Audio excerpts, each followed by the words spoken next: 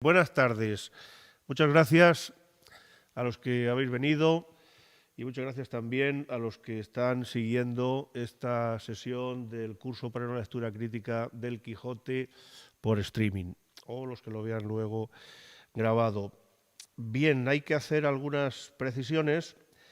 Esta es la primera vez que se realiza la grabación en streaming y la emisión del curso que estamos dando desde hace ya 3 años. Llevamos, es el tercer año del desarrollo de este curso. El título, este curso está realizado por el Ateneo de Alcázar de San Juan.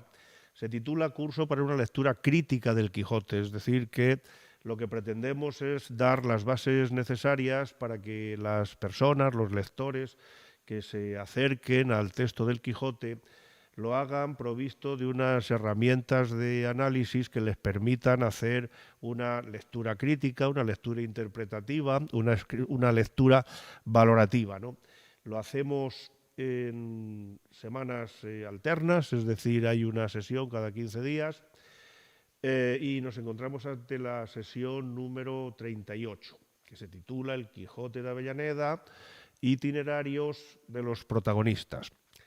Es la primera vez que en este curso vamos a tratar del Quijote de Avellaneda, no será la última, sino que, bueno, hablamos de itinerarios y por tanto de geografía, porque en las últimas sesiones hemos estado un poco inclinado hacia estos temas geográficos, de itinerarios del Quijote, del lugar de la Mancha, del valor que debemos dar a las nociones geográficas y paisajísticas que aparecen en el Quijote de Cervantes. Ya a partir de ahora tendremos que precisar cuándo hablamos del Quijote de Cervantes y cuándo del Quijote de Avellaneda, porque se complementan bastante bien uno con otro. Ya veremos en qué sentido digo que se complementan. Evidentemente, entre los dos autores no se complementaban para nada, es decir, había una oposición manifiesta que lo dejaremos para otras sesiones.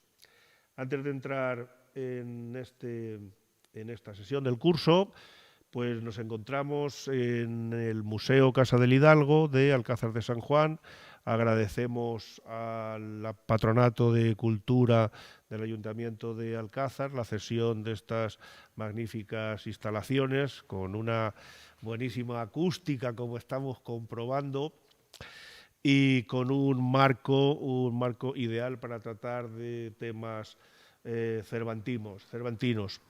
Desde el Ateneo de Alcázar, pues nos encanta este nivel de colaboración con las instituciones locales que permite el desarrollo de estos actos, que es en definitiva de los que se nutre la vida cultural de una población. Bien.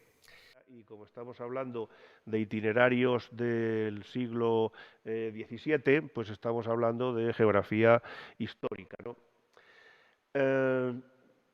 He preparado unas diapositivas que son para enmarcar el tema y ver de qué estamos hablando. Y luego, con independencia de las diapositivas, ya veremos cómo vamos de tiempo. Muchas gracias, Rosa. Cómo vamos de tiempo. Pues leeré parte de un extracto de una publicación que hice ya hace unos cuantos años sobre precisamente este mismo tema.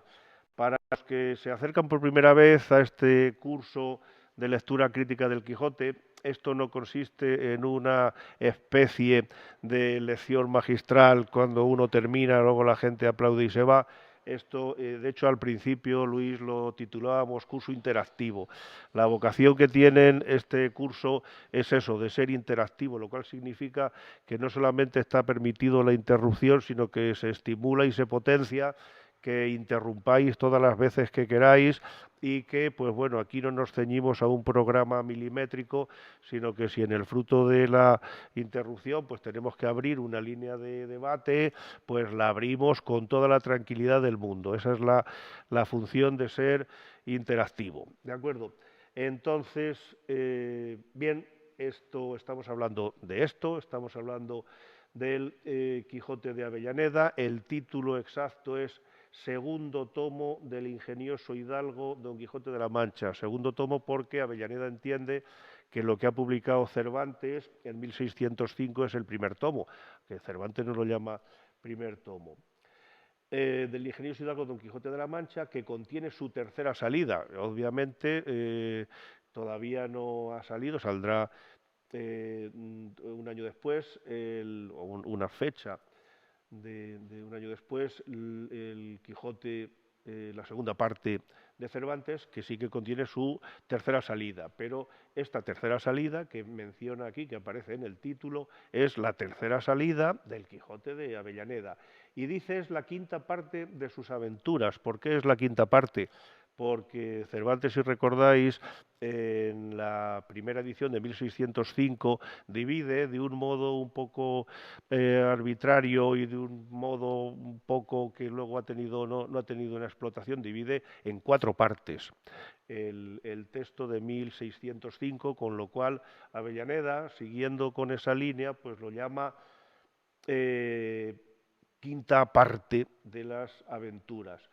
Compuesto por el licenciado Alonso Fernández de Avellaneda, nombre del cual podemos decir seudónimo, es decir, no existe una persona que responda a este nombre, o al menos no se ha identificado como tal después de unas pesquisas pues bastante intensas, es decir, uno de los grandes misterios del Quijote es qué personalidad real existe debajo de este nombre ficticio, ¿no? Dice natural de la villa de Tordesillas, pues bueno, eso está como todo en este autor, está en tela de juicio. Cervantes cree que no es de Tordesillas, sino que es aragonés, por razones que luego da. Seguimos con el título: al alcalde, regidores e hidalgos de la noble villa de la Argamasilla. Y aquí, para Avellaneda, no hay misterio del lugar de la Mancha. Avellaneda determina, como dice en la misma portada del título, patria feliz del hidalgo caballero Don Quijote de la Mancha. Es decir, para Avellaneda no hay duda, y luego en los inicios del texto, en los primeros capítulos, pues lo repite o vamos, lo menciona expresamente. Don Quijote y Sancho viven en Argamasilla de Alba, no sin que luego veamos cómo también el mismo texto de Argamasilla arroja dudas sobre eso mismo que él plantea. Licencia en Tarragona, tampoco está el concepto de que se hubiera editado en Tarragona, eso tampoco está unánimemente aceptado, ¿no? Hay autores que piensan que esto también es otra maniobra de ocultación y que posiblemente hay indicios de que la verdadera edición fue en Barcelona, pero esto ya son cosas que están todavía en el aire y son cosas de que el debate está en marcha. Lo que sí que parece claro es que el año es 1614. Este libro, claro, no tuvo ni mucho menos el éxito que tuvo el Quijote de Cervantes, ¿no? Tienen que pasar todo este montón de años hasta que en 1732 se reedita. Y la reedición, si lo leemos así por encima, empieza igual, vida y hechos del ingenioso hidalgo Don Quijote, que contiene igual la cuarta salida, quinta parte de sus aventuras, compuesto por el licenciado Alonso Fernández, parte 2, tomo 3, y lo que nos interesa es nuevamente añadido y corregido en esta impresión por el licenciado don Isidro Perales y Torres. Este señor tampoco existe. Este señor o este nombre es un seudónimo de alguien que sí que tiene una relación directa con Alcázar, ¿no? Este es el seudónimo de Blas Antonio Nasarre y Ferriz. Blas de Nasarre es el investigador, el académico de la supernumerario de la Real Academia, bibliotecario mayor del rey, que sobre los años centrales de 1700 estuvo investigando cuál es la posible patria de Don Quijote y estuvo revisando los archivos municipales. Entre los archivos municipales, lógicamente, el de Alcázar, y parece ser que fue él el que encontró la partida encontró y hizo pública y sostuvo la partida la actual partida de nacimiento, de bautismo, perdón, de Cervantes, que se encuentra en la iglesia de Santa María. También es cierto que la suerte le perseguía a Blas de Nasarre y también encontró otra partida de Cervantes en Consuegra. O sea que el viaje fue fructífero. Vemos aquí que tiene más seudónimos: Amadeo de Amadeis, El Amuso, etcétera, ¿no? El libro sí que, aunque no vemos que no tiene muchas ediciones en español, sí que también tuvo traducciones a distintas lenguas. Antes de meternos con las tradiciones, también, y ya que estamos con Blas de Nasarre, comentar que Blas de Nasarre, junto con otros eruditos como Montiano, estaban en un momento en el que la apreciación del Quijote de Cervantes no gozaba de sus mejores momentos. De hecho, estas personas de la Ilustración española les gustaba más el Quijote de Avellaneda.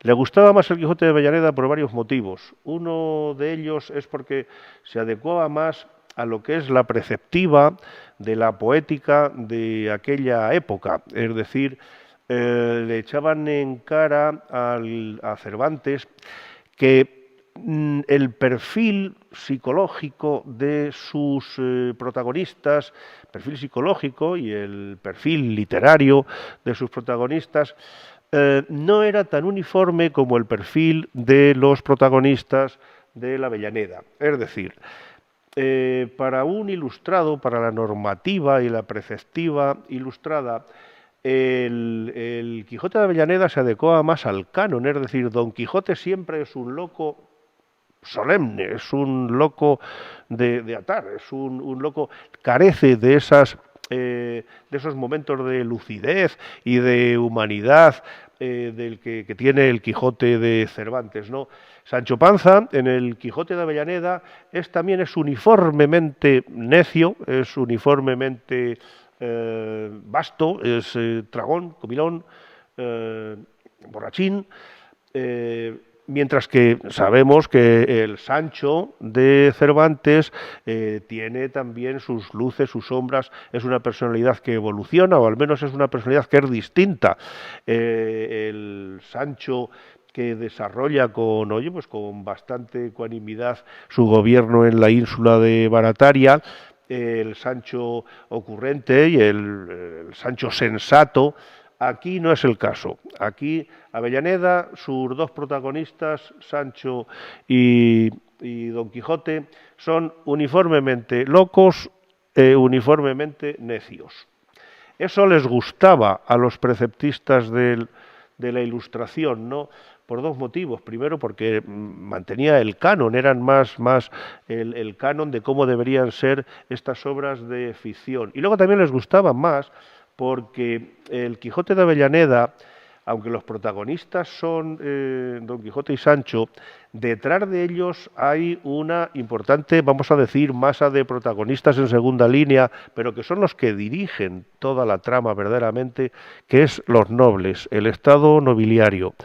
El Quijote de Avellaneda es una venganza contra Cervantes, pero no una venganza meramente literaria, no. También pretende dejar las cosas en su sitio. Cervantes había trastocado con unos enfoques, en cierto modo revolucionarios y en cierto modo de crítica social, donde, pues bueno, los nobles no aparecían. Si os fijáis en la primera parte, que es la que conoce Avellaneda, lógicamente, pues el papel del noble es escaso. En la segunda parte de Cervantes sí, pero en la primera, vamos, muy poco, y nunca una nobleza titulada. Mientras que en este Cervantes, en este Quijote de Avellaneda, quien dirige la acción y quien condiciona y quien manipula la acción de los protagonistas es el estamento nobiliario, empezando por Álvaro Tarfe y siguiendo por unos nobles titulados, es decir, con título, duques o marqueses, en Madrid, que no les da el nombre, se llama el Archipámpano y tal, son nombres. Pero en fin, es decir, hay mucha marea detrás de esta segunda, de este segundo Quijote. Y ahora sí, venimos, también eh, fue traducido pronto. Esta es una traducción en francés, como veis ahí, Avec Privilège de Roatán, 1704. Entonces es muy, muy pronto. Este es una traducción por el licenciado Alonso Fernández de Avellaneda en 1705. Bien, evidentemente no hay muchas más, ¿no? Y en España luego hubo ya más en 1800 poco y tal, no ha habido muchas. La actual edición, que podemos decir canónica, o que terminará siendo canónica, o que se hizo con voluntad de ser canónica, es esta última edición reciente de 2014, promovida por la Real Academia Española. Mantiene el título de segundo tomo del Ingenioso Hidalgo, lo mantiene porque es el suyo.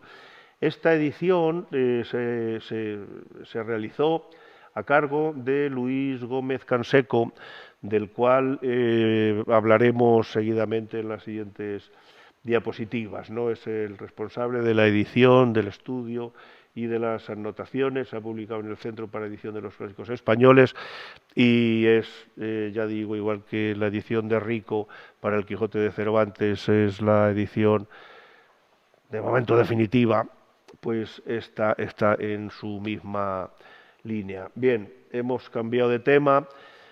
Atlas de Caminería Hispánica, volumen 1 y tal. Había comentado antes que publiqué yo, pues se publicó en 2011 de un congreso que había tenido lugar, pues sería en el 2010, un congreso de caminería hispánica, del cual surgió un atlas de caminería. Son varios volúmenes y es pues esto es una iniciativa de Manuel Criado de Val, que falleció no hace mucho tiempo. Y bueno, Manuel Criado de Val aglutinó el tema de las investigaciones durante mucho tiempo, ¿no? Las investigaciones sobre caminería hispánica. Y entonces, pues bueno, en este atlas figura dos colaboraciones mías, una precisamente sobre el itinerario del Quijote de Avellaneda, que es de lo que lo podemos ver así, un resumen, un extracto, después de que enmarquemos el tema con la sesión de diapositivas del PowerPoint, y también un itinerario del Quijote, donde yo ya lo subtitulé La inconsistencia geográfica, ¿no? Porque también veremos cuando hablemos de itinerarios que el itinerario del Quijote de Avellaneda es mucho menos inconsistente que el de Cervantes. La geografía de Avellaneda, dentro de que, vamos, pues claro, no es perfecta, como ya lo veremos, pero es mucho más coherente que la geografía y que los itinerarios y las rutas del Quijote de Cervantes. Bueno, estamos hablando de un texto al que se le ha calificado de muchas maneras, a un texto y a un autor. Se le ha calificado a Avellaneda de que está haciendo un plagio, a otros de que es el Quijote espurio, a otros de que es el Quijote apócrifo. Pues yo creo que no le corresponde ninguna de estas tres calificativos. Plagiar, estos son tomados de la Real Academia Española. Plagiar es copiar en lo sustancial obras ajenas, dándolas como propias. En fin, existen varias connotaciones de plagios, ¿no? Tenemos en mente lo que es plagiar, es dar por tuyo lo que es de otro. Evidentemente Avellaneda no pretende plagiar. Avellaneda tiene otra línea, tiene otro discurso, pretende, más que plagiar, lo que pretende es corregir, como acabamos de decir, corregir cosas que no le gustan de los enfoques literarios y sociales que da Cervantes. Apócrifo. Apócrifo es falso, fingido, de dudosa autenticidad en cuanto al contenido o a la atribución. Bueno, aquí no hay ninguna duda en la atribución, es decir, aquí pone Avellaneda, no pone Cervantes, la atribución no hay ninguna duda. Espurio. adjetivo bastardo que degenera de su origen o naturaleza, falso, fingido. Bueno, yo creo que no es un Quijote falso, es otro Quijote. Es decir, lo que hace verdaderamente Avellaneda es continuar. Es decir, Avellaneda es un continuador, cosa que ahora nos llama mucho la atención, ¿no? Vivimos en la época del copyright, del depósito legal, del ISBN, estamos en la época de los derechos de autor, todo eso no existía en aquella época. Y no solamente eso no existía, sino que era absolutamente habitual que las grandes obras tuvieran continuaciones por autores distintos de los que las habían iniciado. Hay continuaciones de Celestina, continuaciones del Buscón Don Pablos, hay del Lazarillo de Tormes, hay continuaciones casi siempre, no casi siempre, obviamente hablamos de grandes obras y las continuaciones suelen ser de una calidad literaria mucho menor, ¿no? Pero continuaciones. No era una cosa tan atroz como puede ser ahora el ver el ver que un autor continúa el hilo argumental de otro. En aquella época, en absoluto, era una cosa. Entonces, claro, el Quijote apócrifo, el Quijote espurio, el plagio, no, yo creo que es continuar. Esa es la esencia, ¿no? Hemos dicho que íbamos a hablar de Luis Gómez Canseco, o no que vamos a hablar de él, sino que vamos a utilizar sus palabras publicadas para dar perfil al tema de la comparativa. Luego al final hablaremos de itinerarios entre los dos Quijotes, ¿no? Y es que este resumen, esto es una publicación suya, Idas y Venidas entre Alonso Fernández, todo muy, muy recomendable. Y el resumen, palabras suyas, si Alonso Fernández de Avellaneda se apropió del Quijote cervantino para construir, lo que decimos antes, no pretende imitar, sino pretende corregir, es decir, pretende construir un discurso literario e ideológico contrario al de Cervantes, contrario al discurso literario e ideológico de Cervantes, porque Cervantes tiene un discurso ideológico, no faltaría más. Y Cervantes, por su parte, utilizó el libro apócrifo para llevar a cabo una profunda revolución en su propia narración y, como consecuencia, una revolución en la historia de la literatura. Seguramente cuando a Cervantes le llega la noticia, le llega el texto de Avellaneda, tendría ya muy avanzado la continuación de su obra de 1605. Allí tendría su pila de folios escritos esperando un buen momento. Se especula con que Cervantes tácticamente él tenía un privilegio por 10 años y estaba esperando que pasaran esos 10 años en los cuales su texto no podía venderse nada más que bajo su, en fin, en el marco de los libreros y editores que habían comprado la licencia y el privilegio. Estaba esperando 10 años. En esos 10 años Cervantes no estuvo con los brazos cruzados, sino que escribió mucho. Y mucho tendría, de eso hablaremos en otra sesión, sobre estas grandes cisuras o fracturas que se ve en el texto de la segunda parte de Cervantes. Evidentemente se ve nada más una mano, no hay ninguna duda, pero se ve una mano que se mueve de una manera muy distinta en unos capítulos y en otros capítulos. Esa profunda revolución que dice Luis Gómez Canseco, esa profunda revolución queda reflejada en el texto, en cómo se armoniza el texto, cómo se modifican distintos perfiles de los dos protagonistas, ¿no? Y dentro de esas modificaciones, de paso, lo que hace Cervantes es que revoluciona la historia de la literatura, ¿no? Es decir, nunca se había hecho nada como lo que hará Cervantes en la segunda parte. Si ya la primera era revolucionaria, la segunda es mucho más revolucionaria, con la sustracción de personajes de obras ajenas y las mete en su obra. Estos asuntos de la intertextualidad, el manejar personajes de distintos textos, una movilidad. Eso era revolucionario y abrió unos caminos que todavía estamos en ellos. Seguimos con otras frases que me gustan mucho porque dan un perfil muy bueno. Dice Canseco: a mediados de 1614 y con la intención transparente de darle en la cabeza a Cervantes, salió a la arena el segundo tomo del ingenioso Hidalgo, etcétera, etcétera.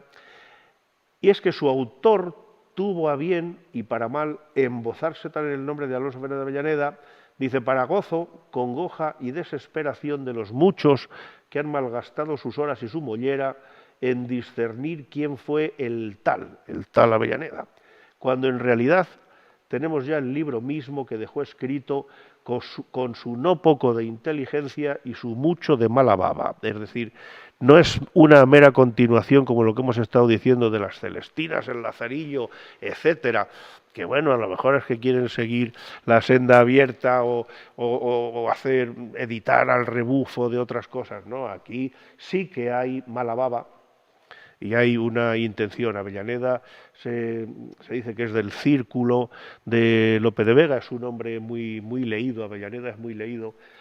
Y bueno, esto tiene mucho de una venganza y de una corrección. Es intención transparente de darle en la cabeza a Cervantes, y lo hace. Cervantes,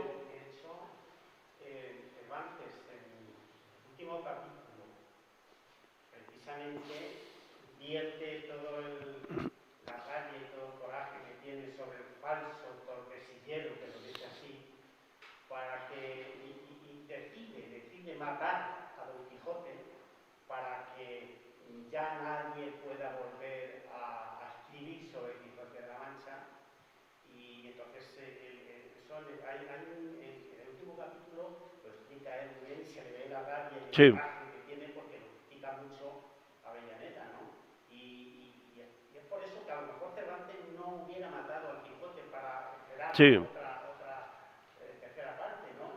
Pero en vista de lo que había hecho Avellaneda, pues decidió matar al Quijote para que ya nadie pudiera escribir sobre él. Claro, Cervantes publica, publica la segunda parte 2 años antes de morir. Entonces él seguro que ya estaba enfermo. Entonces él sí tiene, efectivamente, como dice Mariano, la idea de evitar que nadie retome con una cuarta salida o quinta, según se cuente, ¿no? Y efectivamente, ese es uno de los motivos por los cuales Cervantes hace que muera su protagonismo para que nadie pueda reutilizarle. Una cosa, Jesús, Sí, ¿y hay documentación, hay constatación de las impresiones que tuvo Cervantes cuando se enteró de que se había publicado el libro de Avellaneda? ¿Hay algún documento en el cual él se manifieste el o lo prólogo, critique? El prólogo. los prólogos, O sea, que no hay ninguna no, contraparte ni no. nada que se haya Fuera de publicado. los prólogos no hay nada de Cervantes. Uno de los problemas que tiene el hacer la biografía de Cervantes y de dar su perfil psicológico es que, a diferencia de otros autores de los que hay una amplísima correspondencia y que hay un tráfico epistolar con otros autores, de Cervantes tenemos muy poco. Temas comerciales, es decir, pagarés a los banqueros y apoderamientos para, pero no hay muchas cartas donde vuelque su personalidad o me ha fastidiado el este y tal. De eso es que no hay. Únicamente le contesta en los prólogos. Es en los Hay una prólogos. cosa, seguro que es una tontería, pero bueno, me tira algo. No puede ser, supuesto, no se conoce nada de nada, ni siquiera del propio Avellaneda, que fuera el propio Cervantes el que jugara consigo mismo. Vamos a ver, como no hay nada imposible en Granada, pues eso es una teoría que también ha funcionado, pero vamos, si no es imposible, es absolutísimamente improbable, ¿no? Es decir, porque es que son dos concepciones del mundo distintas. Es decir, que eh, reflejan dos visiones del mundo distintos. Y luego también lo que he comentado antes, los protagonistas tienen unas estructuras psicológicas absolutamente distintas, ¿no?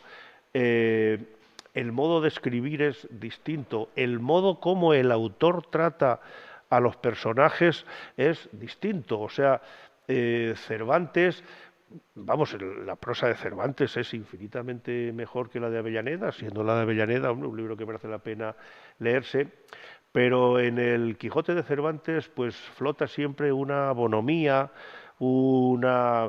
ver las cosas desde los dos puntos de vista, el vacillelmo, es decir, contemporizar un aspecto de la realidad con otro.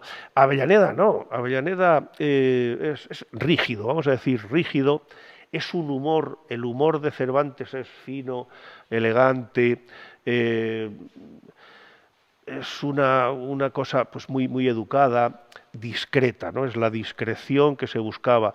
El humor, muchas veces el humor de Avellaneda es zafio, es muy de caca, culo, pedo, pis, grosero, efectivamente, o sea, es que son tan distintos, pero, en fin, no existe la constatación, pero vamos, es absolutamente... ¿Qué tiene de cierto, vamos, esos rumores? No sé, que no creo que sea cierto, pero que se especulaba entonces también que había posibilidad de que Lope de Vega hubiera sido el autor de...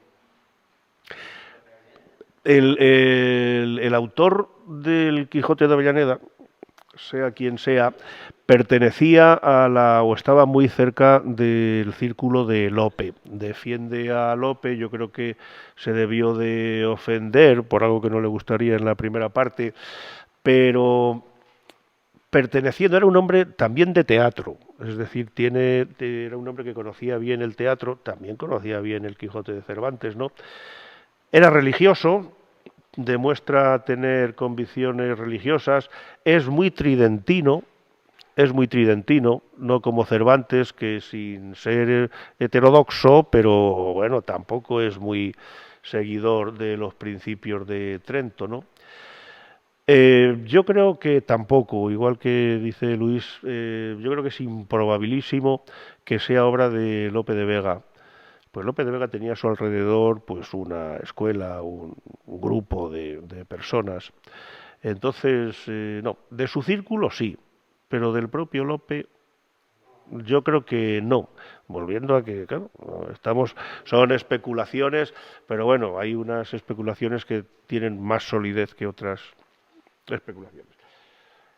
Pues seguimos, si os parece, seguimos con Canseco. Precisamente de lo que acabamos de comentar.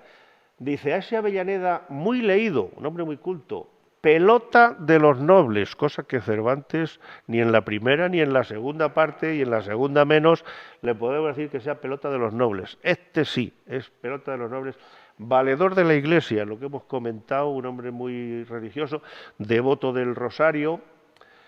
A este señor, el Quijote de 1605 tuvo que sentarle como un tiro, no solo porque Cervantes le hubiera espetado algunas pullas, o a su adorado Lope de Vega, sino porque el manco, a la chita callando, había dado al traste con ese orden del mundo que el postizo licenciado, que Avellaneda sostenía.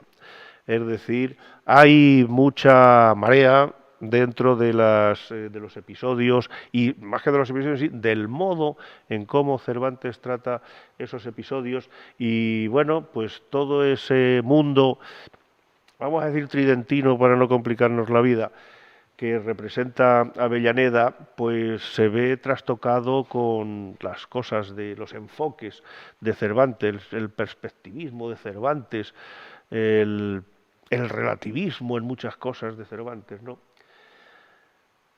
Que intentó, vamos, a través de la locura del Quijote, pues criticar a los antes de la época, incluso al clero, lo Sí. critica también a través de ese momento de locura que tenía el Quijote, y claro, posiblemente no hacía Sí. estaba criticando a las altas jerarquías y a Claro, esto sí, yo creo que ya lo habíamos un poco tocado en algunas ocasiones anteriores. Yo no creo que la esencia del Quijote de Cervantes sea una crítica social ni sea un libro con un fin didáctico o moralista. Yo creo que el Quijote es un libro que fundamentalmente pretende hacer reír a la gente con una comicidad estupenda. Y ese es el núcleo vertebrador de por qué Cervantes se embarca en esa empresa. Pero claro, aunque tú quieras hacer reír a la gente, tú estás arrastrando toda tu concepción del mundo.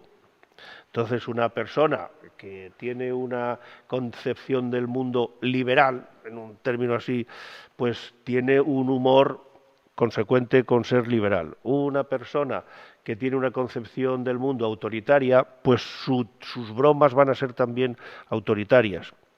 No sé si, en fin, por decirlo de alguna manera. Entonces, pues claro, Cervantes quiere hacer reír, pero arrastra, quiere ser cómico, quiere utilizar, de eso también lo tenemos pendiente, ver el tema del humor, la risa, la comicidad y ese género que es ese género dramático que es la comedia frente a la tragedia, ¿no? Y ver históricamente el papel que ha tenido la comedia, que se ha entendido por género cómico, la historia de la concepción de lo cómico, ¿no? Que arrastra, es que ya ahí sí que no hay que remontarse a los romanos sino a los griegos, ¿no? La comedia alta, la comedia ática alta, en fin, Aristófanes, todo esto, y sobre todo qué función tenía o qué consecuencias en los espectadores, en la masa, en la población griega, romana, y luego tenía esas obras cómicas que también va cambiando con el tiempo, ¿no? Quiero decir, la risa no es ingenua y la comicidad no es ingenua. La comicidad, detrás de la comicidad hay mucho, hay muchas cosas, ¿no? La comicidad modifica modos de ver el mundo, transmite modos de ver el mundo y modifica. En fin, entonces Cervantes, el Quijote se organiza alrededor de una intención cómica por vía de la parodia, una intención cómica clarísima, clarísima. Más que también, aunque Cervantes lo dice, de destruir el género de los libros de caballería, bueno, eso lo dice él, pero no hay un afán de destruir un género, ¿no? Ni de hablar mal de un género. El afán es cómico, paródico, humorístico, y al hacer eso arrastras toda tu concepción del mundo, ¿no? La concepción del mundo de Avellaneda es las antípodas de Cervantes, ¿no? Entonces la crítica que Cervantes puede, lo que hay de crítica social, o lo que hay, o lo que ahora interpretamos como rasgos de moralismo, ¿no? De una intención docente o de una intención, pues bueno, pues de refilón sí, pero el núcleo, o sea, el Quijote no es la imitación de Cristo, no pretende moralizar. Quijote no pretende moralizar, aunque, oye, pues indirectamente lo hace, ¿no? Es decir, el vacillelmo, pues claro, el decir que no hay verdades absolutas, eso es revolucionario. Decir que no hay verdades absolutas, estamos en 1605. Entonces, ahí está la revolución y ahí está la crítica que a este señor no le gusta nada. O sea que, por decir así, en un titular, a Avellaneda no le gusta el vacillelmo. Va en contra, o es vacía o es yelmo. Y Don Quijote o es loco o es cuerdo. Y Sancho o es un necio de solemnidad o es un... En fin, no admite esas posibilidades. Hablando también de esto, siguiente diapositiva, esto es del prólogo de Avellaneda, hablando de Cervantes y del Quijote de Cervantes, dice: como casi es comedia toda la historia de Don Quijote de la Mancha, no puede ni debe ir sin prólogo, se refiere a la suya, su obra no debe de ir sin prólogo, y así sale al principio de esta segunda parte este prólogo, y ya empieza a poner pullas a Cervantes. Este prólogo, menos cacareado y agresor de sus lectores que al que a su primera parte puso Miguel de Cervantes Saavedra. Le está metiendo la pulla diciendo que está agrediendo a sus lectores con ese prólogo. Dígame. De no haber escrito primero Cervantes su obra, Avellaneda hubiese sido igualmente la obra que escribió. De no haber sido primero Cervantes, él tenía intención de escribir esa misma obra con casi los mismos. Ya. Bueno, Él quiso demostrar que él también sabía escribir y dejar su obra para la posteridad. vale, nos metemos en el campo del mundo de las intenciones. Si todo es resbaladizo, pues cuando no hay un documento, meternos en las intenciones de la gente, pues eso es resbaladizo y medio, ¿no? Yo creo que el Quijote de Avellaneda es una respuesta. Es una persona, no una, a lo mejor son varias respuestas. Es decir, quiere meter una pulla, quiere meterle un dedo en el ojo, quiere corregirle, y quiere corregirle en un espectro amplio, es decir, quiero corregirle literariamente, es decir, no me gusta como que mezcles, que el perfil de los personajes se difumine, ahora soy listo, ahora soy tonto. Tampoco le gusta, y por tanto quiere corregir esto que acabamos de hablar, ¿no? De ese modo de ver la vida, esa posibilidad de que las cosas no sean tajantemente sí o no. Entonces, él se enfada por varias cosas y pretende responder a esas varias cosas, ¿no? También puede ser que algunas sean, pues, iba a decir por encargo, no por encargo, sino que no sea una ofensa personal a él, sino que perteneciendo al círculo de Lope de Vega, y como Lope de Vega, pues, no, tenía también sus rencillas con Cervantes, como es sabido, pues puede ser. Pero vamos, que si no hubiera habido todos esos estímulos, lo hubiera escrito. Yo creo que es una respuesta fundamentalmente. O sea que si no hubiera salido un Quijote de 1605, es altamente improbable que se le hubiera ocurrido, bueno, pues sobre todo por falta de referentes. Porque el que, claro, sí que menciona una Dulcinea, que por cierto desaparece pronto la Dulcinea del discurso y...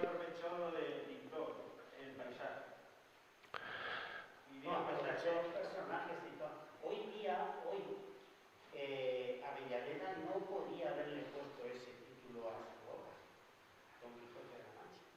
Hoy no podía registrar. Ah, claro. Claro. Se ve que no existía esto, pudo registrar el libro con el nombre de Quijote de la Mancha. Hoy no podía haber. Efectivamente. No es muy correcto sacar un libro también con el mismo título Ya. que otro. Sí, no, si aquí hay un afán de devolver el golpe, un presunto golpe, ¿no? De devolverle esto. Bien, seguimos. Nada, Paco, muchas gracias. Bien, vamos a empezar a hablar de algo de geografía. Tiempo tendremos, volveremos sobre todos estos temas porque es que hay mucho que hablar hablar de los dos Quijotes, ¿no? Pero bueno, en esta obra que decimos de 2014 de la Real Academia, pues hay un capítulo que trata sobre geografía, se trata geografías del otro Quijote, que lo escribe Alfonso Doctor Cabrera. Y entonces, pues bueno, dentro de las varias cosas que dice que analizará cartográficamente el itinerario. Ahora enseguida ya una propuesta de itinerario y enumerar los lugares citados en el texto, hacer una enumeración de los topónimos. Dice, cuya abundancia contrasta con la parquedad de la descripción geográfica. Entonces aquí ya empezamos una comparativa, ya hemos dicho que tenemos que ir hablando al mismo tiempo de los dos Quijotes. Dice que hay una abundancia de lugares citados en el texto, cosa que así es, no solamente de nombres de poblaciones, sino que dentro de las poblaciones sí que describe pues nombres de calles y describe distribuciones urbanísticas de las ciudades, ¿no? cosa que Cervantes, como ya hemos visto infinidad de veces, no hace. Cervantes, hemos repetido varias veces que solamente da el nombre de dos poblaciones por las que Don Quijote entrase, que es el Toboso y Barcelona. Del resto desconocemos absolutamente cualquier nombre, mientras que en el Avellaneda sí que aparecen nombres, ¿no?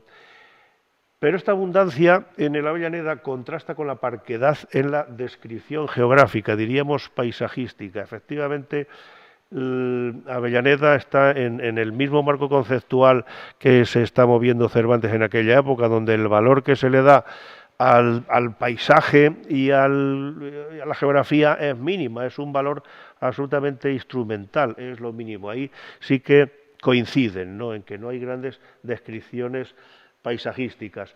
Bueno, nada, estos son algunas de las personas que han trabajado sobre estas cuestiones geográficas: Rodríguez Salinero, Martín Jiménez, Melendo y tal. Bien,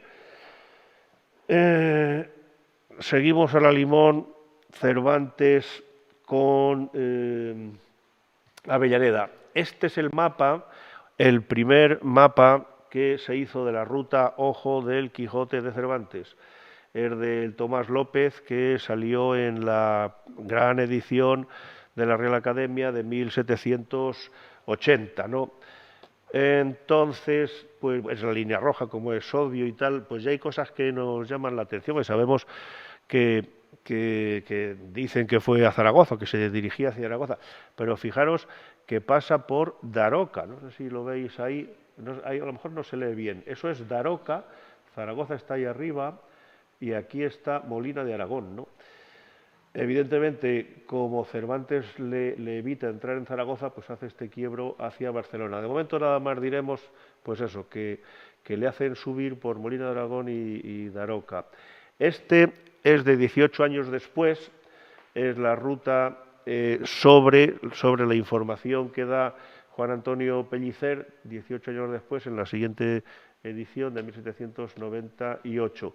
Aquí volvemos a tener Zaragoza en lo alto y volvemos a tener Daroca y Molina. Según este mapa, en la ida, el Quijote de Cervantes sube desde la provincia de Cuenca, sube hacia Daroca, y luego la vuelta, desde aquí está Alcalá de Ebro y tal, que es donde se presupone, vamos, donde en aquellos momentos ubicaron de un modo, pues eso, siempre en los medios que en aquellos tiempos hay para poder ubicar o descifrar el texto, ¿no?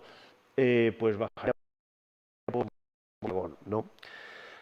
Entonces, en contra de, por lo que respecta al itinerario de Avellaneda, este señor, Alfonso Doctor Cabrera, pues comentan que el itinerario hasta Zaragoza lo hace remontando el Valle del Henares, es decir, remontar el Valle del Henares y descendiendo el del Jalón, pues es la carretera nacional 2, la A2, la carretera, y por cierto donde va también la línea de ferrocarril de Madrid-Zaragoza.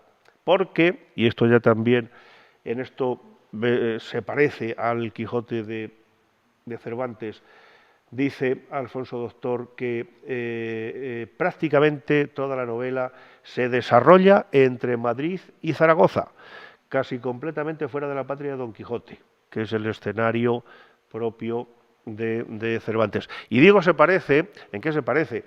En que si miramos con atención gran parte de las primeras aventuras de la primera parte, están sistemáticamente buscando ese otro eje viario que es la Nacional 4 o la A4.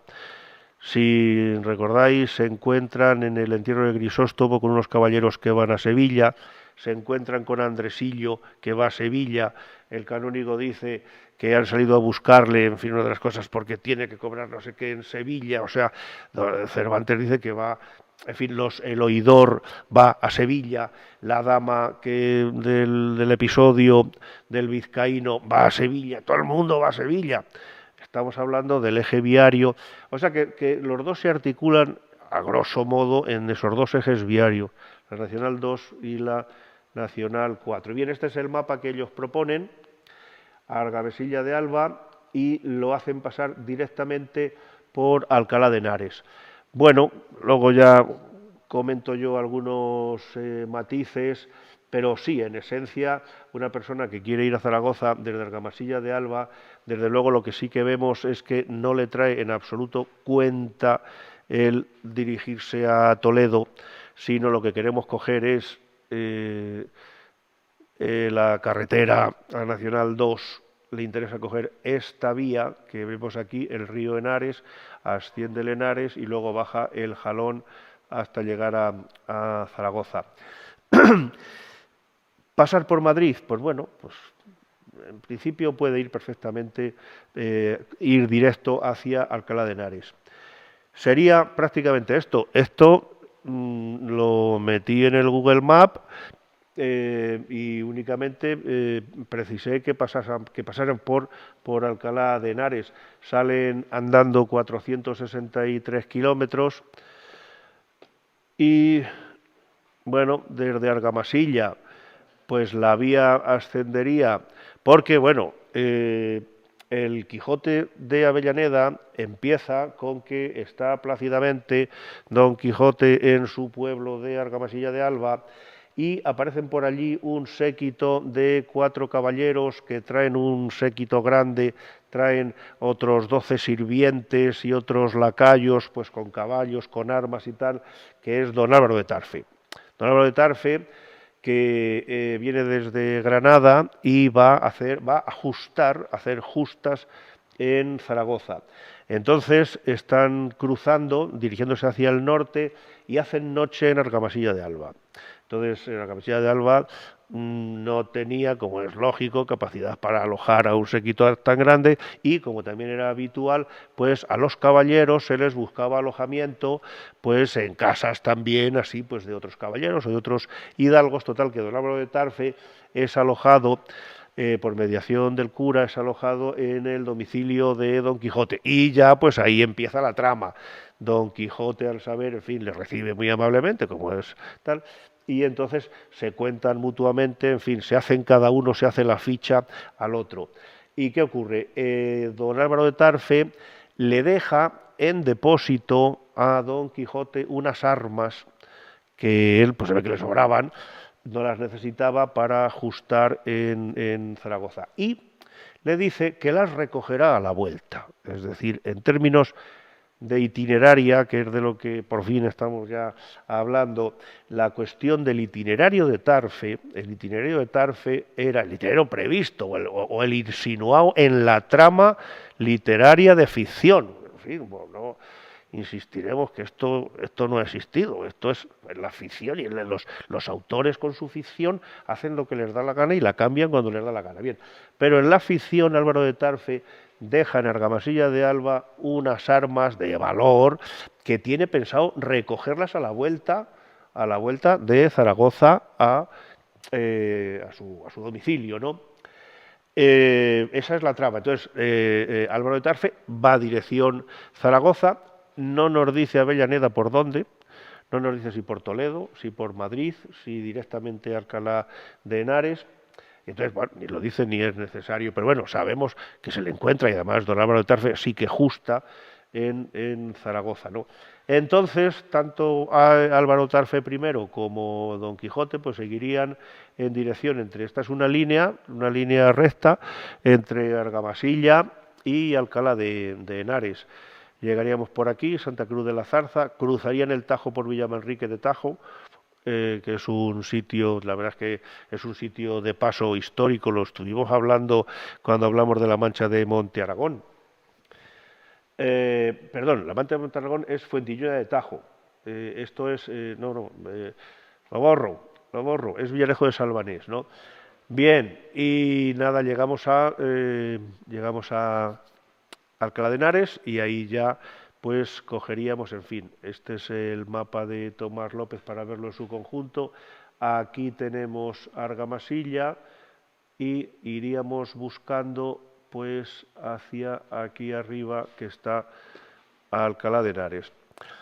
Opciones, pues bueno, en fin, esto ya es fabular y esto ya es buscar alternativas por no quedarnos con la primera, es decir, esta línea recta de Villamanrique es por donde entrarían, es decir, unas personas que vienen de Granada para llegar a Argamasilla de Alba están pasando por unos caminos reales que están documentados en el Villuga, que es el de Granada Villanueva de los Infantes y también el Granada Cuenca. Entonces cruzarían por aquí y cruzan por Villamanrique, que es la primer población castellano-manchega de este itinerario que seguirían.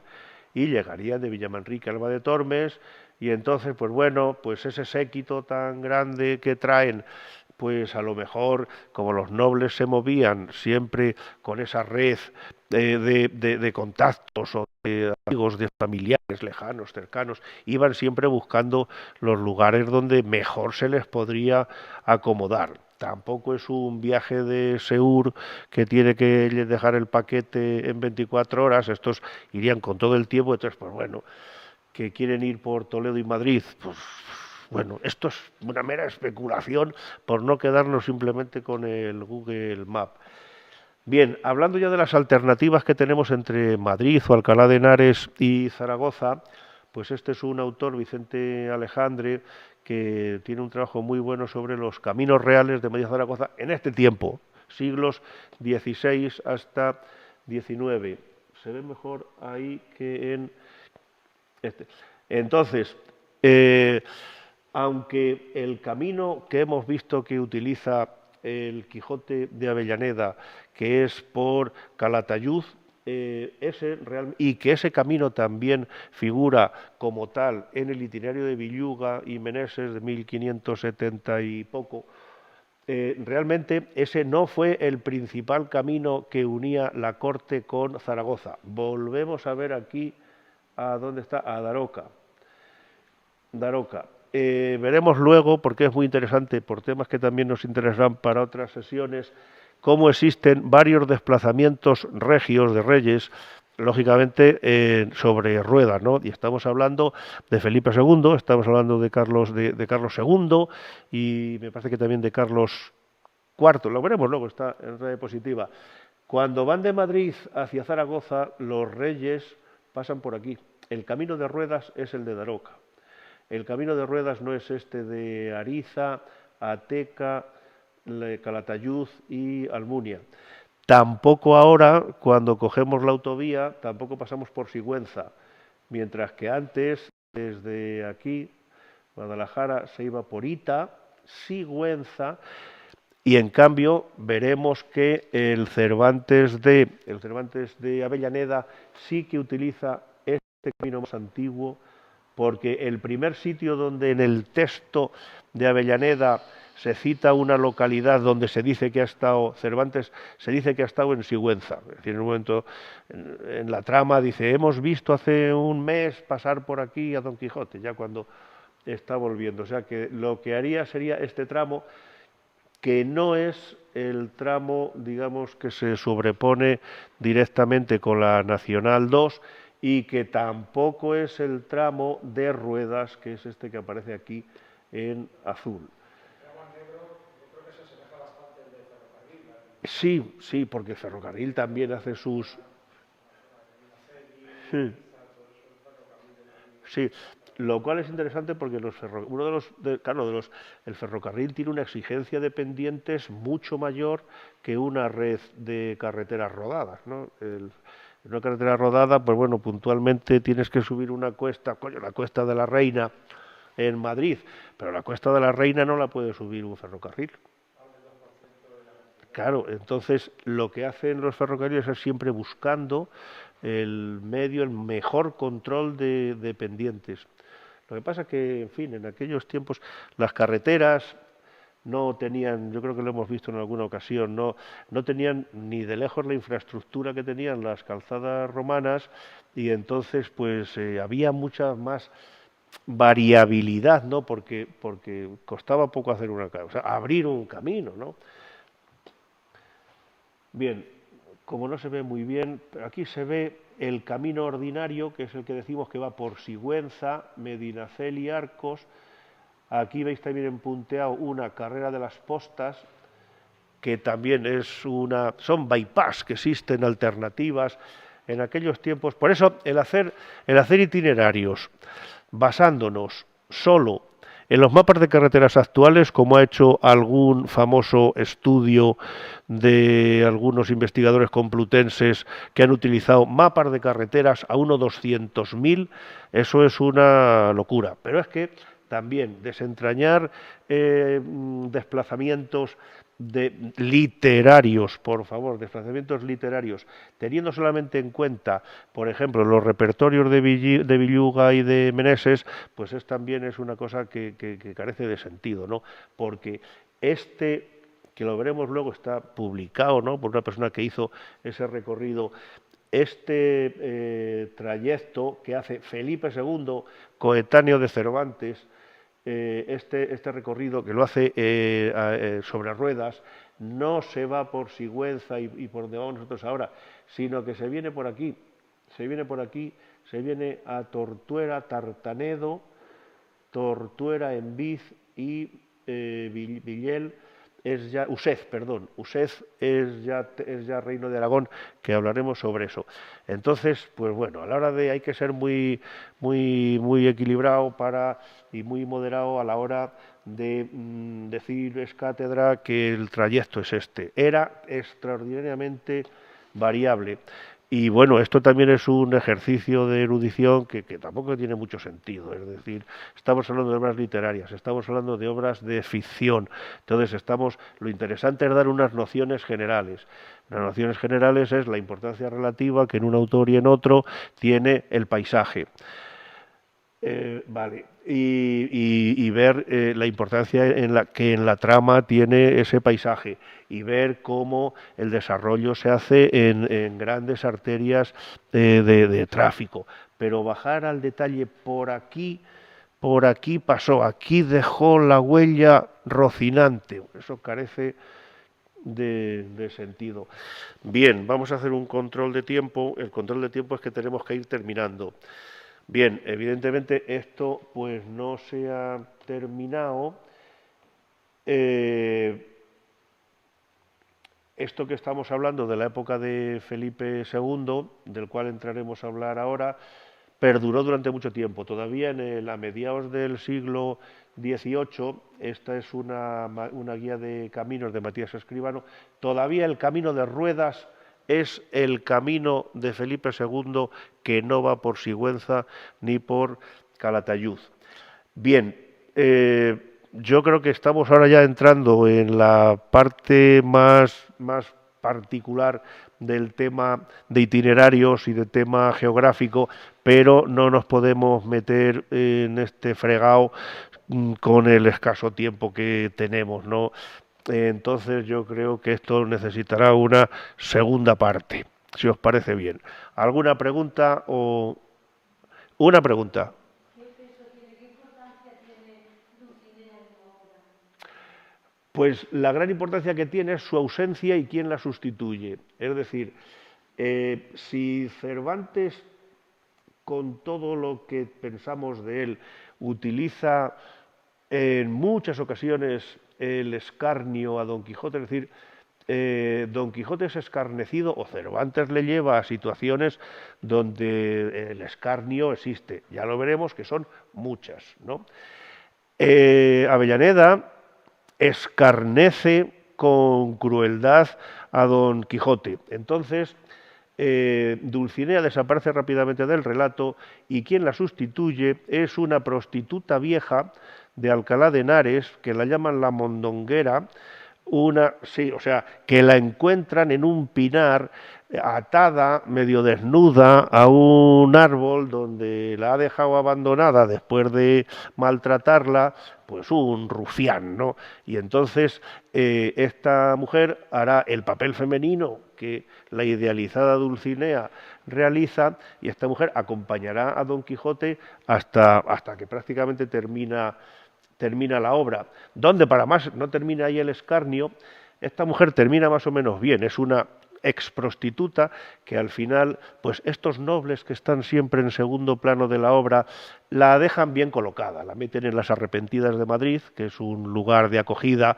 de exprostitutas, pero es que Don Quijote tiene una cuarta salida, de la cual Avellaneda nada más fin da unos trazos muy grandes. En esta última salida, después de haber teóricamente curado en el Hospital del Nuncio, que es un hospital para locos, es decir, Álvaro Tarfe le deja recluido en un hospital de locos, pues atado de cadenas y tal.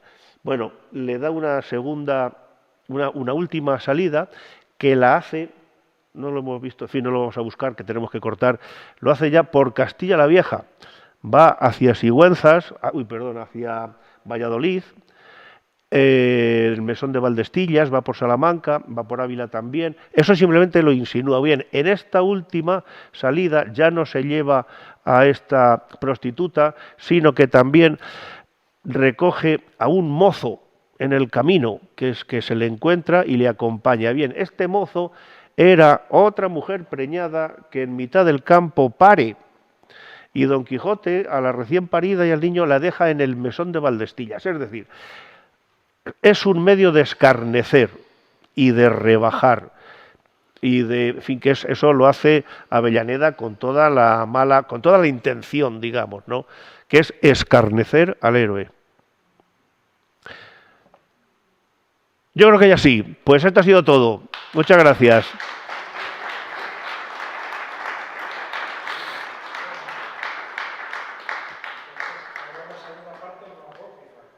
Habrá una segunda parte en la apócrifa. Sí, sí, anda que sí. Oye, o puedo venir con otro nombre. Que puedo venir con otro nombre, como Blas de Nassarre. Por ejemplo, vamos. Porque no he terminado.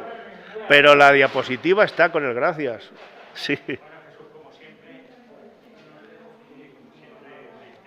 Ay, muchas gracias, Paco. No sé si te he conseguido responder a tu pregunta. Sí.